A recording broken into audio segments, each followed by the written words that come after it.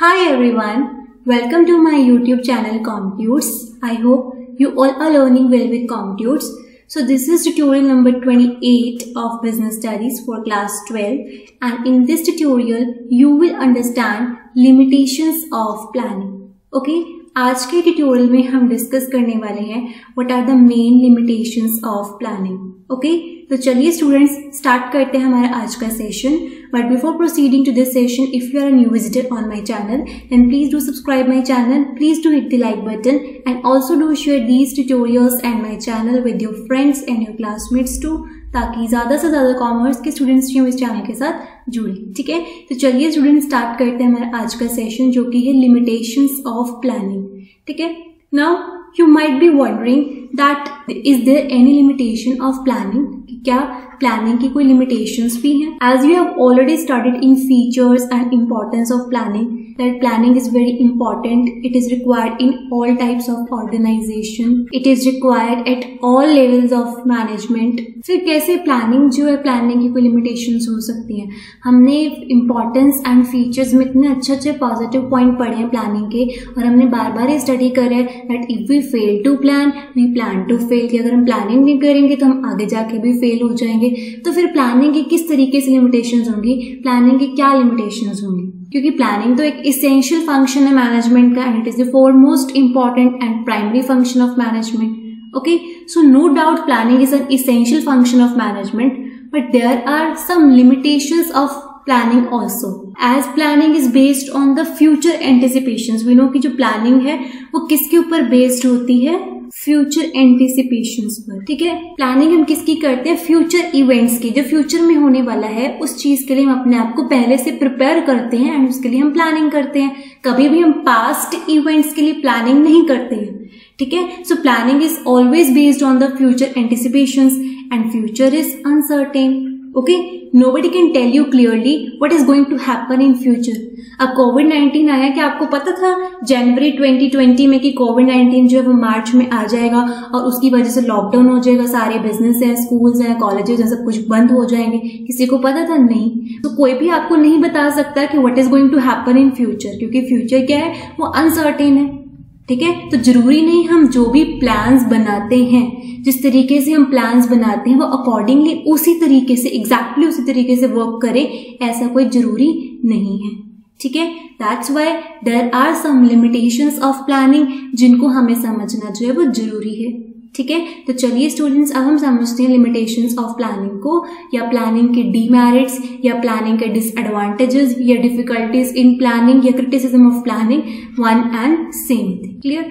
सो कौन कौन से लिमिटेशंस हैं प्लानिंग की? तो नंबर 1 है प्लानिंग क्रिएट्स रिजिडिटी. नंबर 2 है planning does not work in a dynamic environment. Number 3 है planning reduces creativity.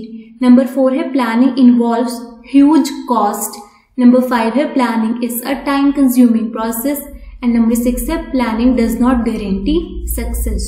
Okay, so these are the majorly main limitations of planning. Now let us discuss all these limitations of planning in detail one by one. The first limitation क्या है planning की? That planning creates rigidity. तो सबसे पहले समझते हैं कि rigidity का मतलब क्या होता है. Rigidity means inflexible. ओके, या हम इसको हिंदी में बोल सकते हैं कठोर. जो बहुत हार्ड एंड फास्ट रूल जिसे आप कहते हैं ना, दैट इज रिजिड. जो इनफ्लेक्सिबल है, जो जल्दी से चेंज नहीं होता है. ठीक है, सो ये आपकी फर्स्ट लिमिटेशन है कि प्लानिंग क्रिएट्स रिजिडिटी. ठीक है, अब इसका मतलब क्या है कि in planning there is lack of flexibility, यानी कि जो प्लान्स होते हैं ना, जो भी हम प्लान्स बनाते हैं वो फ्लेक्सिबल नहीं होते. ठीक है, अब आप ये नहीं कि आज आपने कोई प्लान बना दिया अकॉर्डिंग टू द सिचुएशन, आपको कल को लगता है कि वो प्लान जो है वो हमारा सक्सेसफुल नहीं होगा, या वो उस पर्टिकुलर सिचुएशन में जो है वो इम्प्लीमेंट नहीं होगा, तो ये नहीं कि आप उसको एकदम से चेंज कर दोगे. This is difficult, even it is very impossible. हम प्लान्स को एकदम चेंज नहीं कर सकते. आपने एक बार प्लान बना दिया, उसको इम्प्लीमेंट कर दिया, फिर उस प्लान को चेंज करना जो बहुत ज्यादा मुश्किल है. प्लान्स को चेंज करना, यानी कि जो प्लान्स होते हैं वो फ्लेक्सिबल नहीं होते, उनको आप इजीली चेंज नहीं कर सकते हैं. Plans are inflexible. प्लानिंग में क्या होता है कि जो स्मॉल चेंजेस होते हैं उनको आप फिर भी चेंज कर सकते हो, लेकिन बड़ी बड़े चेंजेस जो हैं उनको आप नहीं चेंज कर सकते। उससे क्या होता है, आपका पूरा प्लानिंग स्ट्रक्चर जो होता है वो पूरा बिगड़ जाता है। ठीक है, so remember only small changes are possible in planning, big changes are neither possible nor useful for the organisation. ठीक है, so only small changes are possible in planning, big changes are neither possible nor useful for the organisation. जो बड़े बड़े changes आप कह दो कि पूरा प्लान ही चेंज कर दो, तो वो नहीं आप कर सकते। थोड़ी बहुत उस प्लान में एडजस्टमेंट कर सकते हैं, बट पूरा प्लान या जो बिग चेंजेस है वो नहीं उसमें कर सकते। अगर हम प्लान्स को चेंज करने की सोचते हैं तो इससे नुकसान भी होता है, and also organisation loses many chances of earning profits. Clear? अब प्लानिंग क्रिएट्स रिजिडिटी का मतलब क्या है, that there is difficulty to make changes in our plans. Okay, now ये जो प्लान्स होते हैं ये इंटरनल फैक्टर्स और एक्सटर्नल फैक्टर्स दोनों से अफेक्ट होते हैं। ठीक है, तो यानी प्लानिंग में इंटरनल इनफ्लेक्सिबिलिटी भी होती है और एक्सटर्नल इनफ्लेक्सिबिलिटी भी होती है। ठीक है, अब इंटरनल इनफ्लेक्सिबिलिटी क्या होती है, वो सारे फैक्टर्स जो इंटरनल होते हैं। ठीक है, अब इंटरनल इनफ्लेक्सिबिलिटी में क्या आता है, वो सारे जो ऑर्गेनाइजेशन के ऑब्जेक्टिव्स, यानी जो भी ऑर्गेनाइजेशन ने ऑब्जेक्टिव सेट किए हैं, plans, policies, procedures, methods, programmes जो ये बनाए हैं, इन वाले फैक्टर्स का भी जो है प्लानिंग के ऊपर अफेक्ट पड़ता है। ठीक है, अगर हम वही बात करते हैं एक्सटर्नल इनफ्लेक्सिबिलिटी की, तो वो सारे फैक्टर्स जो प्लानर्स के बियॉन्ड द कंट्रोल हैं, जो अनकंट्रोलेबल फैक्टर्स हैं, यानी कि जो इकोनॉमिक फैक्टर है, political factor, socio culture factor, legal factors, technological factors, natural environment factors, demographic factors, जो भी एक्सटर्नल फैक्टर्स होते हैं ये भी प्लानिंग को अफेक्ट करते हैं। ठीक है, अब जैसे जैसे इन वाले फैक्टर्स में चेंज आएगा, आप एकदम से प्लान को चेंज नहीं कर सकते।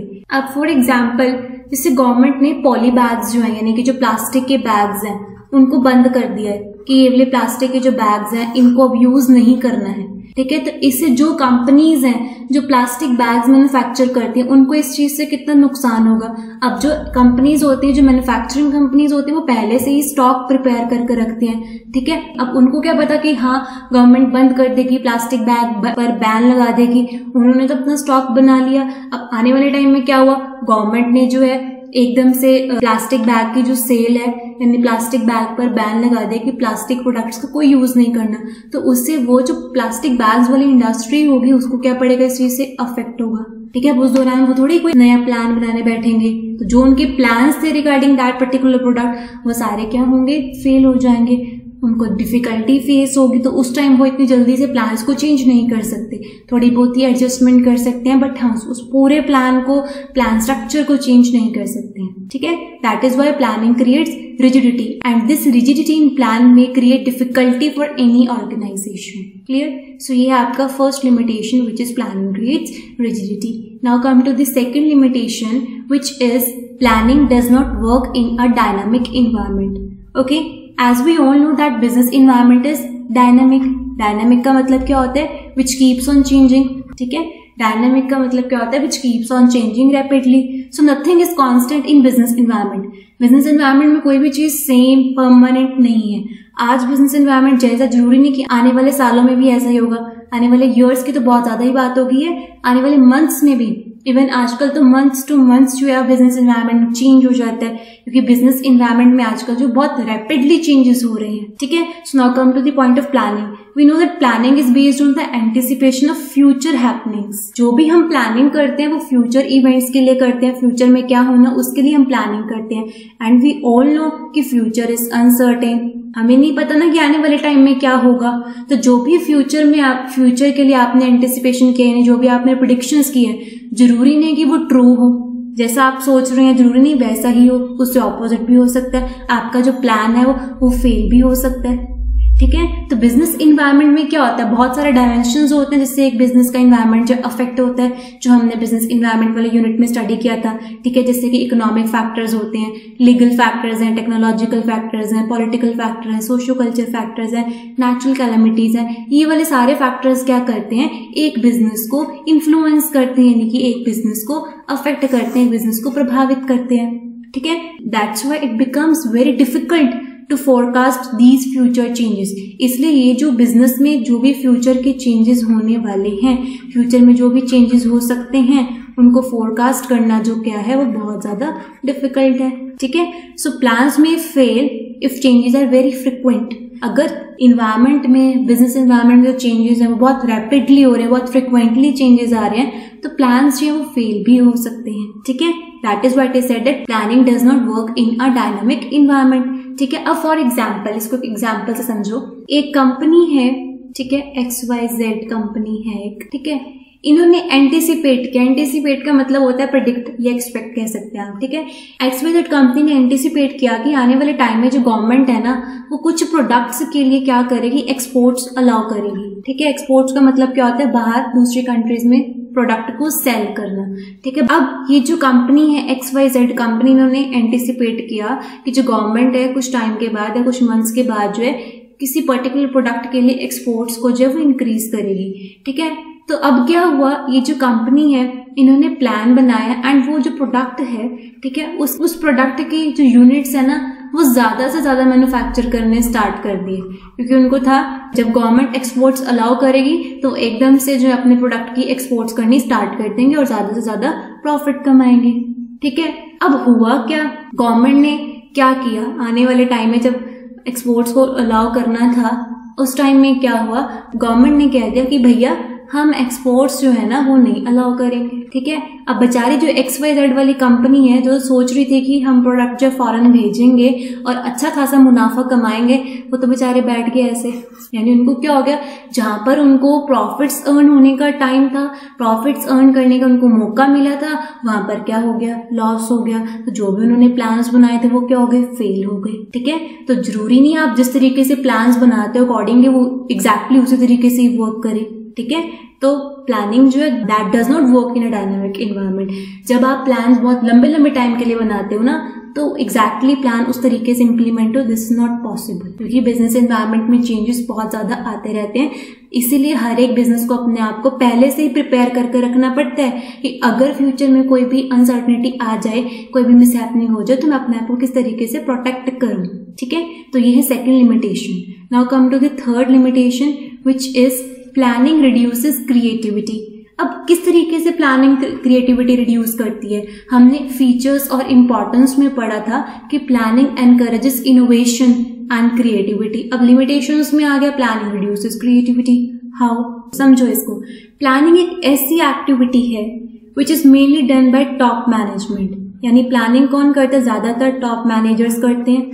टॉप मैनेजर्स ही पूरी ऑर्गेनाइजेशन के लिए plans, policies, objectives, strategies, procedures, methods जो वो डिसाइड करते हैं। ठीक है, एंड बाकी के जो भी एम्प्लॉयज हैं या जो भी मेंबर्स हैं ऑर्गेनाइजेशन के, उनको वो जो प्लान्स टॉप लेवल मैनेजर्स ने बनाए हैं उनको एग्जैक्टली उसी तरीके से इम्प्लीमेंट करने पड़ते हैं। ठीक है, तो इससे क्या होता है, जो मिडिल लेवल मैनेजर्स होते हैं या जो भी बाकी के डिसीजन मेकर्स होते हैं ऑर्गेनाइजेशन में, वो इन प्लान्स के बाहर कोई काम नहीं कर सकते। यानी जिस तरीके से टॉप लेवल ने कह दिया, टॉप लेवल ने एक रोड मैप बना दिया, जिस तरीके से टॉप लेवल ने कोर्स ऑफ एक्शन जो वो प्रिपेयर कर दिया, तो सभी एम्प्लॉयज को उसी को ही फॉलो करते हुए जो है काम करना है।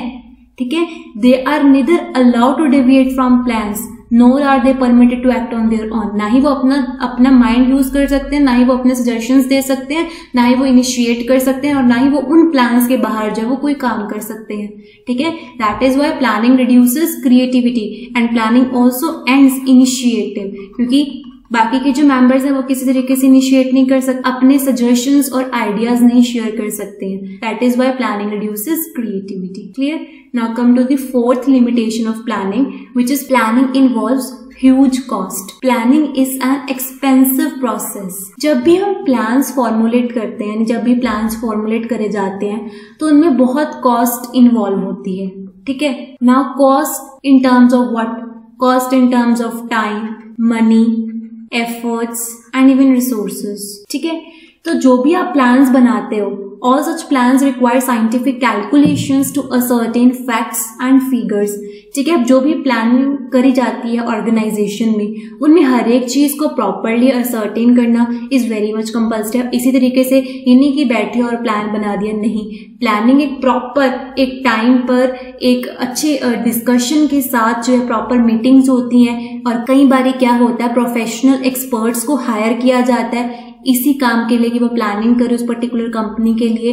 तो प्लानिंग इन्वॉल्व्स ह्यूज कॉस्ट. अब आप जो भी प्रोफेशनल एक्सपर्ट्स को हायर कर रहे हो उनको ऑब्वियसली आपको सैलरी देनी पड़ेगी. जो भी आप मीटिंग्स कंडक्ट कर रहे हो, जो भी आप सेमिनार्स कंडक्ट कर रहे हो, ऑब्वियसली उसमें खुद में इतनी ज्यादा कॉस्ट इन्वॉल्व होती है. So planning involves huge cost. ठीक है, कॉस्ट तो लगती ही लगती है, उसके साथ साथ टाइम भी इन्वॉल्व होता है. आपको प्रीलिमिनरी इन्वेस्टिगेशन भी करनी पड़ती है to find out the viability of that particular plan. ये देखने के लिए कि जो आप प्लान बना रहे हो क्या वो फिजिबल भी है या नहीं, यानी आगे जाकर वो प्लान सक्सेसफुल होगा भी या फिर नहीं.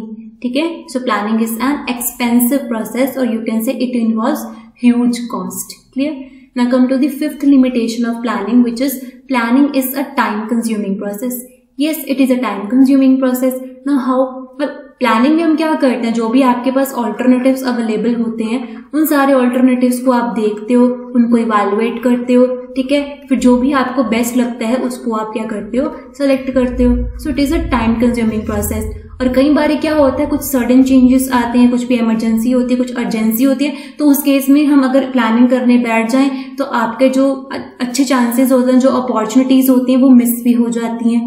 ठीक है, so it is a time consuming process. Clear? Now come to the sixth and last limitation of planning, which is planning does not guarantee success. अब देखो, ये नहीं कि आपने प्लानिंग कर ली तो आपको सक्सेस पक्का ही मिलेगी.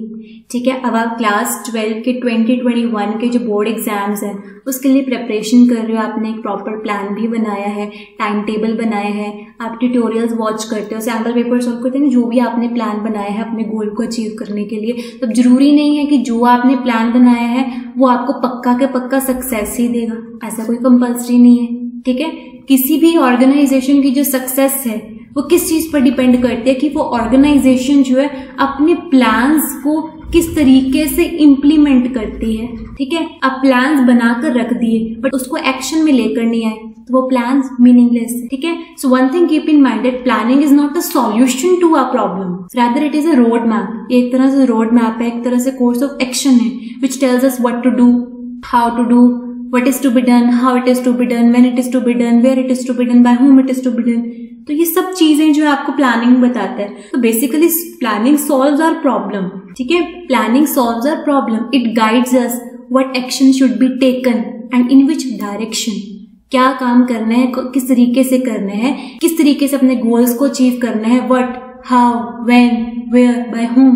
प्लानिंग स्टेप में हम ये सब चीजें जो है वो डिसाइड करते हैं. सो बेसिकली प्लानिंग जो है आपकी प्रॉब्लम को सॉल्व करता है, लेकिन ये नहीं आपको जो प्लानिंग में आपने जो चीजें डिसाइड करी हैं वो एक प्रॉपर सॉल्यूशन है एंड उससे जो आपको पक्का सक्सेस मिलेगी ही मिलेगी, ऐसा कुछ नहीं है. सक्सेस डिपेंड करती है कि आप उसको किस तरीके से इम्प्लीमेंट करते हो और क्या सिचुएशन है, क्या सर्कमस्टांसेस हैं, उस पर जो है वो सक्सेस मिलती है. और प्लानिंग जो है वो एक गाइड है, एक गाइड की तरह रोल प्ले करता है, जो आपको रास्ते में आप कहाँ जा रहे हैं वहां पर आपको गाइड करता है. लेकिन उस मंजिल में आपको पहुंचकर सक्सेस मिलेगी या नहीं ये कोई गारंटी नहीं देता प्लानिंग. ठीक है, सो सिक्स लिमिटेशन ये है कि planning does not guarantee success. Clear? So these are mainly the limitation of planning. Okay, and this is all about today session. I hope ये जो आपको लिमिटेशंस ऑफ प्लानिंग वाला concept है अच्छे से क्लियर हो गया होगा.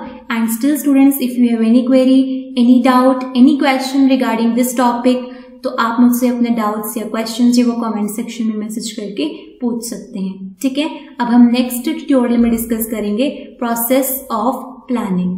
Fine. So students, this is all about today's session.